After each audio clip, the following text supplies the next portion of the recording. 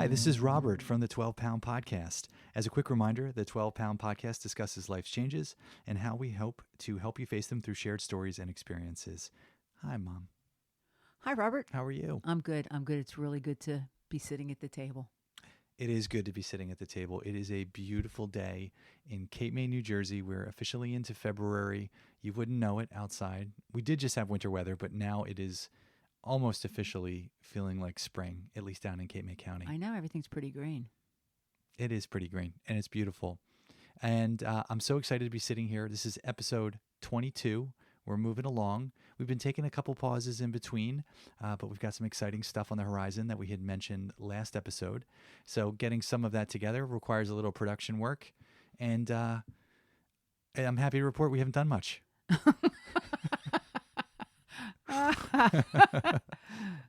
So unfortunately, the pre-production work that we were working on was not worked on. So we're still sitting on this jewel of a story with a new family member who discovered us, I should say. And we're still excited to keep that story going, but we didn't want to stop recording. So we made a special. I made a special trip, but I made a special trip for a few reasons. Because I wanted to, and we wanted to dedicate this episode 22. It's February 6th, 2023, to James Jimmy Morey, who passed away last week. Jimmy was a very close family friend and a friend of our immediate family, Patty, whose niece Mickey was Jimmy's niece as well.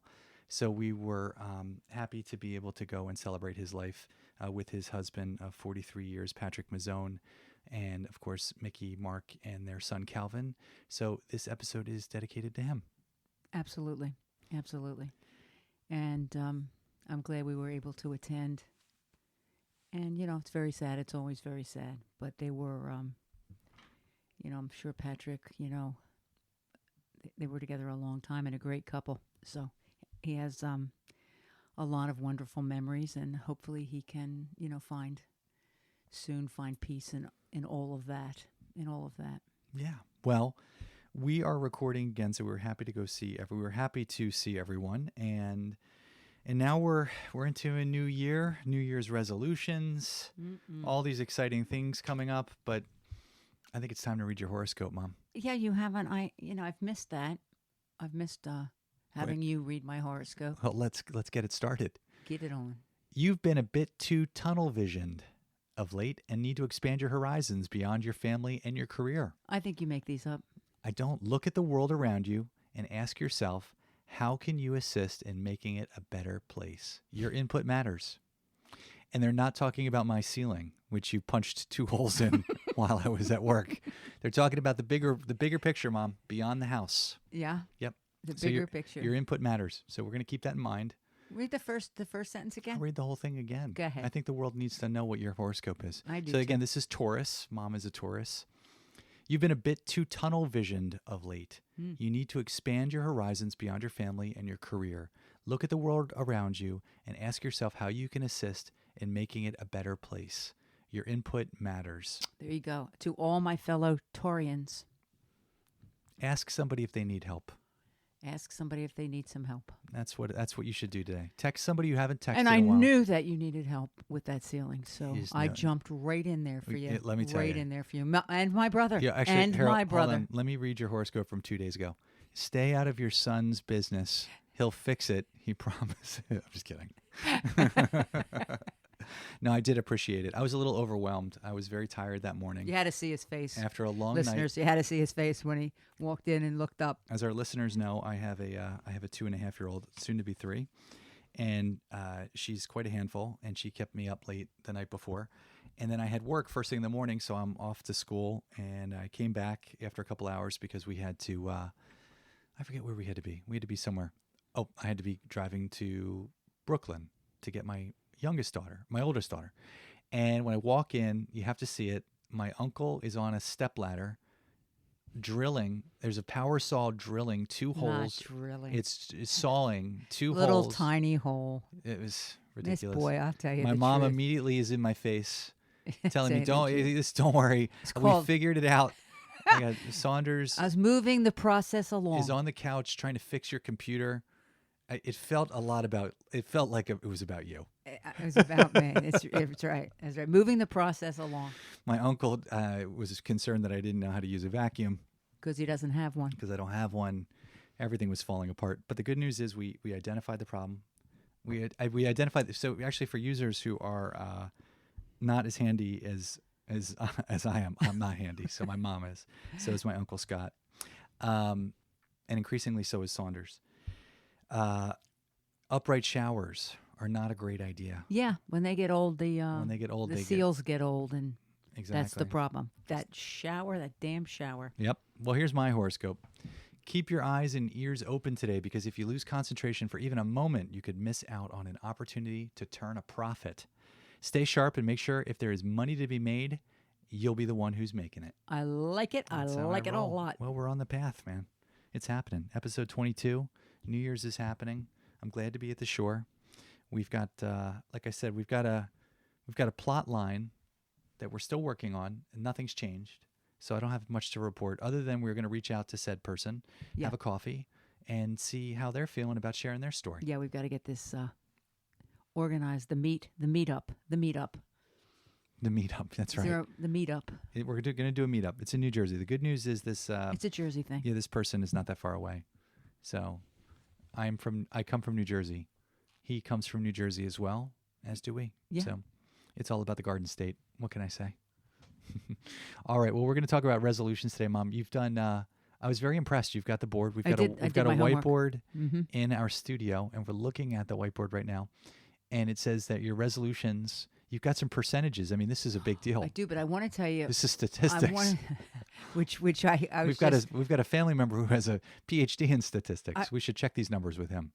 PhD, I said, stands for, what did I tell you? You have a PhD. I do. It's what did I say it was? Pretty handsome dude. Pretty handsome dude. Yeah, you have a PhD. Don't let people tell you don't, Rob. I told when Doug got his PhD, I told people I was going to I already have one. You said I already have one. Yeah, I said I already got one. Pretty handsome dude. But I want to tell you how this came about. I thought we should talk about New Year's resolutions because I was on my way to the Acme that used to be called, by the way, the American Store. And just a little bit of trivia. I thought I'd throw it in there. I can see people Googling that right now. I mean, it's very interesting. Yeah, Google the American Store. The American Store. And sounds like it's in Florida. It does, doesn't it? It does. I know your grandmother. It sounds like Ron DeSantis made Acme change the name back. That's like what's going on down there. No, that's not what's going on. I heard that from my ex-mother-in-law. She used to call it the American Store. Ella used to call it the American Store. Anyway, so to get to that store, I passed by a gym, and there were sort of in the parking lot, a big parking lot, like so many cars. I was wondering what is going on. They must be giving something away there because I've never seen that many cars at a gym. And then I realized, it's New Year's resolution, people. That's what happens in the gym. They must make, you know how florists make their money at Valentine's Day and what else? Like the holidays. Yeah. I'm sure the green dye people make their money on St. Patrick's Day. Mm-hmm. Well, gyms. What's that factory like to work at? Right. Jesus, your hands are green again. We don't put your hands on the counter. Patrick. Yeah. Oh, gee. Oh, Terry, get your fucking hands off the counter. Every fucking day they come home green. Anyway, so that's what I figured what was going on there. And gyms must really feel that increase in revenue after the first of the year, according to the cars that I saw. So I thought it would be kind of a fun podcast to talk about resolutions. I want to preface this and say I do not make any. I don't know that I ever have. Maybe if I dig way back into my, we were just talking about our frontal cortex. I don't know where I'd have to dig, but somewhere in there. Somewhere in that cortex. Only knows. It's more of a vortex. It's really a void. It's what it is, right? In my void text, right? And find that information. We'll find it. We'll find it. But I always said I don't make promises I'm pretty sure I'm not going to keep. Yeah, so I just thought that's like ridiculous. Not only that, if you say like your resolution out loud to somebody, like, yeah, my resolution is I'm gonna lose 20 pounds. And then like I've gained 10. I mean, it's kind of embarrassing, you know, it's like, so I don't put that out there. And never have, but people do. People do. I think now, statistics you were speaking of, Yes. which for those of you that like numbers and statistics and buy into that somebody actually has interviewed all of those people and, you know, and taken those numbers. Mm-hmm. There's a possibility they could have just gotten a pencil and piece of paper. Well, I've heard something about these statistics and these resolutions. People tend to lie. Quite a bit. People don't. People lie. tend to lie quite a bit when it comes to anything regarding their resolutions. What's the difference between a resolution and a resolution? I kind of knew you were going to ask me something like that, so I was thinking of preparing an answer. But you didn't. I didn't. So once again, or as they say in Philly, I didn't. It's a little dead air. I didn't. You want to look it up? You don't have to. What's a resolution is the conclusion of a story's plot. A resolution is the conclusion of a story's plot. Right? We've come to a resolution. Romeo and Juliet have taken their lives. How does that fit in with a New Year's resolution? That's what I'm trying to figure out. That's why I'm asking you. I don't think it does. Well, I don't think it does either, but it's the same word. So why? So I think we have to change it. I think we do too, because the resolution, right? Romeo and Juliet came to a resolution when the children died. The families got together and said, "Okay, let's stop this nonsense." Yeah, isn't a resolution to me would be we've come to a resolution or an agreement or an agreement, right? An agreement that this is silly. So I'm agreeing with myself. Yeah, it doesn't make sense. Isn't a resolution sound like it should be between people? I think you've resolved yourself to the fact that you drink too much. I think that's what it is. Maybe that's how it's described. A New Year's resolution, right? I'm resolved. To the fact that I can't get out of the chair. I'm resolved to the fact that these pants don't fit anymore. I'm resolved to the fact that this doesn't fit. That I only have Fruit Loops in my cabinet. That I've got chocolate on my face. And yeah, I don't know. Right? Whatever. What the heck? I don't know. But I think I don't know. I'm resolved to move on. Yeah, your resolution, I know, you told me, was to fix the hole in the ceiling. My resolution, it was. I was going to fix the hole in like I fixed your ceiling fan. Which I did. If you just give me some time. Really? See? Honest. I would have fixed it. It's my cross to bear. But we did it. We did do it. There are 2 holes in my ceiling. I don't even know why there's 2. The second one makes no sense. There was only water coming from one. True, but the other just didn't look right. So I wanted to see how that equipment works. I said, just go for it. Just go for it. Start making holes. Can you imagine holes. if you're a surgeon, be like, you know what? That one doesn't look right. I know do the another skin one. cuts so easy. Let's do another one. Like, it doesn't make any sense. This is why I do podcasts and not sheet rocking. It's senseless. Well, anyway, so resolutions are meant to be broken. Now that we know generally what a resolution is, what's kind of the main resolution for people? Okay, so when I was looking up numbers, and as I said, you can buy into this or not. It's completely up to you. Mm-hmm. But in doing a lot of research, at least a half an hour, it's a good thing I came up with. It's a good thing we get paid per episode and not an hourly rate. No, I'm kidding. It was long term. One of the, and I'm sure you can all guess what I'm going to say. Well, you started with it, right? The parking lot? Yeah, the parking lot would be fitness/exercise. 52% of the population, that would be their first go-to resolution. Lose weight. Yeah, which is different actually than, it can be combined, but different than diet. I mean, you can diet without ever hitting the gym if you so choose to. That was a 50% hit. That's tough. Mental health was right up there. That's good. I bet you that's new. I would love to know it what is that new, was. and they hooked it up with the different generations. Actually, a lot of it was baby boomers. That makes sense. 48%. I guess, we're getting, I'm a baby boomer. We're getting older and have decided we're completely lost our minds. You've been driving me nuts for 45 years. Exactly. So I'm... Might as well look in the mirror. You should see him laughing. Oh, it's a shame this isn't... Oh, he's really laughing. He's found... Look at this. Oh, boy. Tears. Okay. Time to look in the mirror. Time to look in the mirror. Finances, big one. Yeah, that makes sense. I'm going to stop with the Amazon delivery of packages every day. Yeah, and I think the market economy, nobody likes what's going on right now. So that makes sense. 39%. What I found really interesting was to stop or cut down on drinking was a whopping 8%. That was shocking to me because that's very low. I think because I was telling you prior to recording that January has become dry January for a lot of people. So people are abstaining from alcohol during the month to detox basically from the holidays and then kind of take a month overindulge. Off. Yeah. So maybe and that's food, why. Sure, I'm sure diet is food as well. Yeah, I think that's probably a combination of both. Mm-hmm.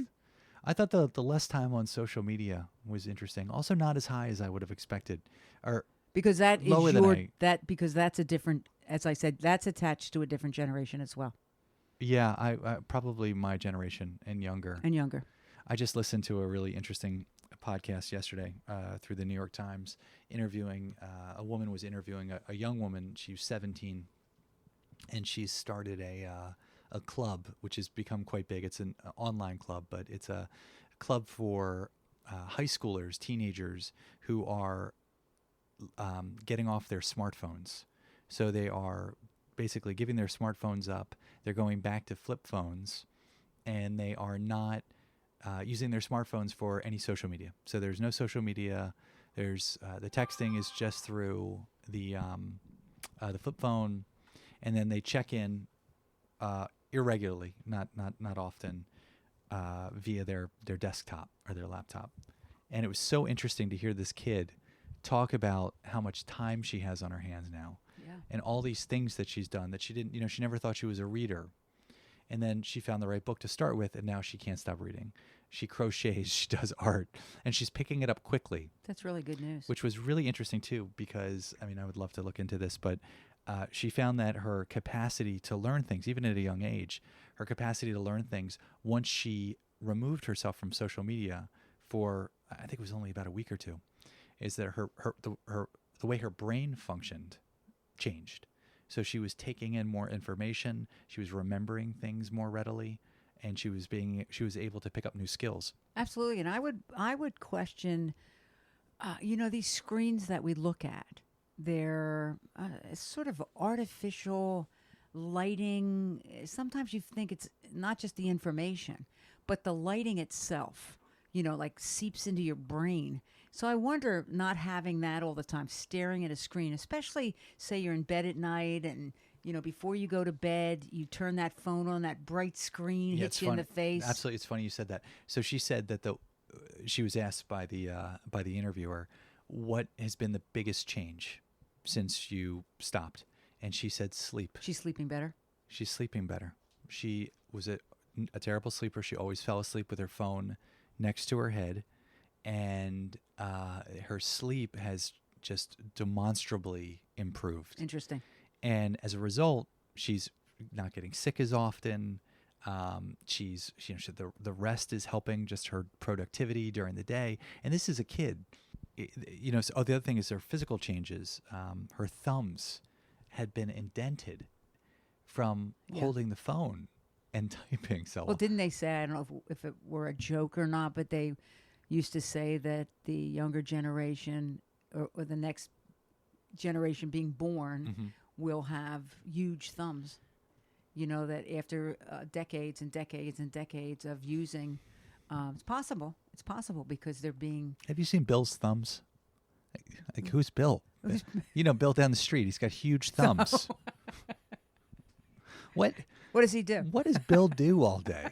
I don't know, but his thumbs are huge. It's possible. I mean, it is possible. It could be happening already. It is possible. There might be a couple people out there. The gene is starting to spread. That's really, I wonder, and I actually hope it does do a little bit of a turnaround because, not to sound like a dinosaur, the amount of time that is spent on social media, on looking at a screen. It's not even just your computer or your smartphone. The television, the lights from that, they say, you should disengage from well before you decide to go to sleep. And I wouldn't say that's what a lot of people do. I think that, you go back to bed and the TV is on and, you turn it off and go to sleep. And once again, that's something different than used to be. You didn't have a million options, to be glued to watching that, just all the time. Yeah, it's just too many choices. There's so many choices and your eyes to just, you kind of wonder about, like, if anything will change with eyesight, with vision, with, it'll be interesting. I'll be long gone. But what's really, I thought, interesting, here's another statistic. 29% feel pressured to set a resolution. Now, I don't know who you 29% hey, are. let me really relax. let me tell you right now. Lighten up, Aaron, Leslie. I'm going to give you I'll give you some inside baseball. Nobody cares. Right. Like, I saw that 29, you feel pressure to set a resolution. And let's be honest, you don't care. Right. That's what I said about statistics. So they went up to somebody and said, do you feel pressured to talk about your New Year's resolution? And they're saying that 29% of the people that they interviewed feel that pressure. I don't know any of them. There's so many other things in the world to feel pressured about. Right. The last thing is, like, did I get to the gym? I mean, I guess it becomes something, I don't know. Maybe, Well, you feel pressured. Probably you're giving yourself pressure that this is what you want to do. Here's the good news. But to actually make a resolution and feel pressured about not making it. Here's the good news. Which is public. 29% of people feel pressured to set a resolution. Of the 29%, it only takes them 17.8 days for the pressure to alleviate. Right. That's the next number. Here's the good news. That's the number I just find just so much fun. After less than 18 days. Average time that the Joe public sticks to their resolution. Drum roll. 17.8 days. 17.8 days. And those people feel no pressure. Right. Things are back to normal. Right. So that means that when I head to the American store / Acme, pretty soon that parking lot's going to be empty. It is. Yeah. Empty. Once again, there'll be nobody sitting next to you on the exercise bike. Right? But I was speaking to my sister, and she was saying, which is really a fun thing, I guess people that make these resolutions and make them every year, right? It's probably the same one. It's probably the same one. Because the success ratio for stopping drinking is about 2%. The fitness or exercise, you started, but it's hard. You'll see when you join a gym. I'm one of those that is a gym joiner. Sounds like a Jimmy Joyner. That was I'm telling you, that was a local announcer for a furniture store. Jimmy Joyner? Jimmy Joyner. There's a Seth Joyner for the Eagles. Yeah, when you join the gym, or people that buy the exercise equipment, and then hang their clothes on it, and then you see them, selling it on eBay. So what do you do? You're a core energy coach. I think someone told me that. Is that true? It's true. That's true. Certified? And I've actually done some coaching. I find with myself or people that I have coached that accountability is a huge part of being successful. So, just to tell somebody, this is what I plan to do. I've got it all written out here, what I'm going to have for breakfast, what I'm going to have for lunch, how many calories it is, and it never happens. It never happens. And your friends are probably not going to say to you, because you told your friends this, you outed yourself about the diet, what you were going to do. Keep that to yourself. Keep it to yourself. Keep it to yourself, right? Actually, the people that keep it to themselves are usually not a little more successful. So now you've outed yourself as to what you're going to do. It doesn't happen, right? It doesn't happen. Accountability, you've hired someone like myself that we speak once a week. We talk about your progress. We talk about what you see next week, next month, next year, right? And I hold you accountable, which is what a lot of those programs are about anyway. Only this is more like you have someone working just with you so the success ratio is pretty high. It's very high. Weight Watchers, accountability. Accountability. They give you the diet. We all know what healthy foods are. They're just not as interesting as chocolate cake. Yeah, I think that's what a lot of these watches, like the iPhone watch and Fitbit, and I think it's like a physical measure of accountability. You're constantly looking at what exactly you what did it is. all day. Exactly what it is. I'm big into my steps. I was never a big step person, but the pedometer, I love it. When I hit 10,000 steps. Where'd you watch? I took it off today because we were going to the funeral. I didn't want to look at it. Oh. I'm social media.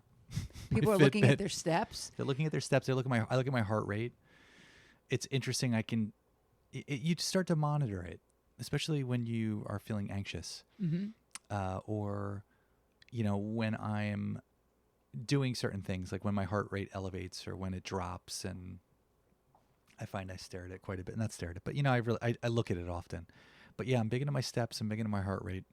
That wasn't really a resolution, but it does give you a level of accountability. Well, I think what it does, as much as accountability, excuse me, because you don't want to, you can become, it can have a negative thing as well, meaning that you're checking. That's not good. But what is good is you're feeling a little weird. You think you're feeling anxious. You can see that your heart rate is elevated. It will say to you at that very moment, stop, breathe, relax. That's what it does. Actually, I always like to say this, taking a conscious breath. Yes. Yeah. And actually people's watches have reminded them. My Fitbit reminds me to do that. I love it. There's a great thing out there. I don't know how we got on that, but it's cool. I just saw a program. There's a program for everything.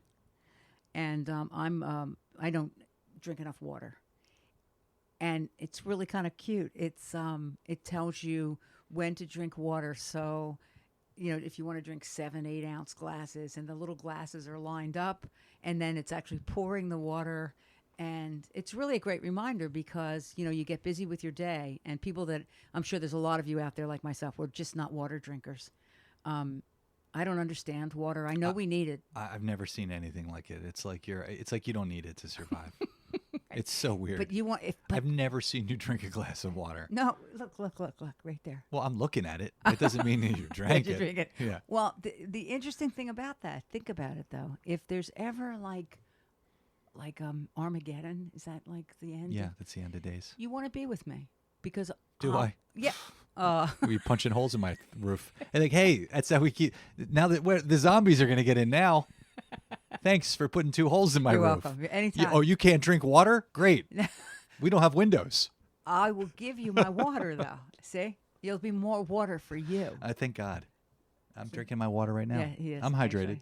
Actually, and I have a Wawa cup in front of me. So resolutions are real. People have a difficult time sticking to them. Only about 18 days worth of resolutions happen, and people feel pressured to do it. Well, I think they should get over that. Oh, definitely. Don't feel too much pressure. No pressure. And I also think too, I feel like there should be there should be 4 days for resolutions throughout the year. It's like a quarterly check-in. So if you don't get to it on January 1, you can get to it on March 31st. And if you don't get to it on March 31st, you get to it June 30th. Because for me, I've never been a big resolutions person. But I've picked up a couple good habits over the last couple years that have helped me with what would normally be a resolution, which is one was getting more organized. So staying on top of my calendar. I was introducing more jobs and activities to my life last summer, and I was having a really hard time keeping track of them. I was missing stuff and forgetting things. So somebody had recommended to me that I color code my calendar. But I'm the type of person that, you know how you don't drink water, you'll look at water and walk right past it. I don't look at my phone calendar. I just can't, I never look at it. So things can go on my calendar all day electronically. I have a wall for whatever set of reasons. But in a written daily planner, I'm great. And then I translated that same color coding. So I've got 6 colors. That's the other thing. So you start with the number of colors you have, right? If you've got too many, you've got more than 6, you've got too many. And then you can keep track at the end of the day or at the end of the week. You can do a time allotment. Okay, I've spent 15 hours on orange. I only spent 2 hours on green. Well, green actually is a more important color for, let's just say, finances. Or purple is my personal color. I didn't spend any time in purple, which is my wellness color. And then at the end of the week, you could say, okay, I need to rebalance this. And then for work, I took it a step further, and I used those same colored pens to keep track in my notebook when I was taking notes. So if I'm taking notes for 12-Pound Podcast, it's in black. If I'm taking notes for Drexel University, it's in blue. So if I see, a notebook that's filled with blue, I know that I may be ignoring the podcast a little bit, or there's not a lot of purple. And I don't know, I didn't think something as, it sounds so simple, but it really worked for me. And all of a sudden I was, the process is simple. Yeah. The process, the plan is simple. And it's interesting because what you're saying is really no different than the young woman you were talking about, allotting time. Freeing up time because she now has a plan. She now is making time, taking time away from this, frees up time for that. So if we look at our whiteboard here and we take time away from what on there social media. So if it's 20%, let's just say you're going to say, I'm going to do my best. You have to be careful. Your goal has to be realistic. It has to be achievable. You can easily say, this is people do, I'm not going to get on my computer at all. That's it. I'm cutting that down to nothing. That's not a realistic goal, and you're most likely going to fail. I'm sorry to say that, but you probably are. So if I look at less time on social media, 20%, I spent 20% of my day. I personally think that's a lot higher for people. But 20% of my day on either computer or the phone or whatever, I think right? at least a third. I do too. At least a third. So I'm going to knock that down, even if I knock it down 5%. Yeah, it's funny. I did that. So it was interesting with the podcast. I was never a big social media person. I was late to Facebook, late to Instagram, but when we launched the podcast, we decided, because that's what you're advised to do, which makes sense. We need to give the podcast some publicity. So we started doing a lot of social media. So I was on my social media all the time, almost as if it were a full-time job. And that was one of the things with the podcast I wanted to cut back on, figure out ways to promote us without having to be beholden to social media. And then, I tried to take it a step further, just to your point, which is a good one, baby steps. 2 things that I did is, one, the phone is not in the bedroom with me at all anymore. It never comes in the bedroom. So it doesn't enter the room at night, and then I get it in the morning. If the alarm goes off, it's in the bathroom or it's in another room. And then if I go out in the morning, like let's say I'm going over to Saunders' house, to see Josephine and her, I don't take the phone. So I don't have the phone with me in the morning. So it's removed from. Baby step. Yeah, baby step, man. So, baby step. Yeah, it's actually in coaching, it's called Aim Smart. And if you make sure that what it is you want to accomplish is achievable, so you figure out what's the least I can do, right? What's the least I can do? What's the most I can do? And usually it falls somewhere in the middle, so I'm not going to be able to cut back this amount, but what can I do? And then you make a realistic commitment to that, right? And you have a better chance of success. Yeah. So what can I do? I can cut 2 holes in my son's ceiling. I'm going to cut a hole right in your forehead. The most right now, I can do. If I had a tool right now, I would saw through your forehead. The most I can do is do it when he's least expecting it. The least I can do is apologize for it when he walks in. The least I could do. It was completely. There was no question. I mean, in it's my not like you mind. fixed it. You left it. Of course, I left it. Of course, I left That's it. the best thing about it. The best thing about it is they're just two holes. Well, actually, I will say, though, it did get me motivated. Absolutely, that was my plan. So it was good. That was my plan. You know what? Okay, here's an advertisement for people who are looking for life coaching. Don't give her the keys to your house. If there's a project that you need some accountability on, she'll open your ceiling up. I'll get you started. There you go. That Bobbie Mourier, I'll get you life started. coach. She'll open your ceiling. Right. I like that. I'll She'll get you open your started. ceiling. And as soon as he gets his end underway, I've got the other guy coming in. You do. It's good. No, I love it. It's very helpful for me. Yeah, got the other guy coming in. Well, we got another guy coming in, hopefully to our family. We're going to work on that. As I said before, I'm gonna get some more black ink in my notebook to figure out next steps with our new family member that discovered us. So that'll be something we're gonna plan a coffee, see how he's feeling about maybe Getting together. Maybe getting Yeah, together. we get it together. Yeah, we're not gonna we don't want to put this too far ahead of ourselves. Don't put the cart in front of the horse, as they say. But yeah, it'd be nice to hear his story at some point, even if it's not him on the microphone. If we can share some of that, I think it'd be a lot of fun. It's so interesting. You know, again, like what thing people go through, I think everyone, wrestles with resolutions. You know, a lot of people, wrestle with late in life surprises.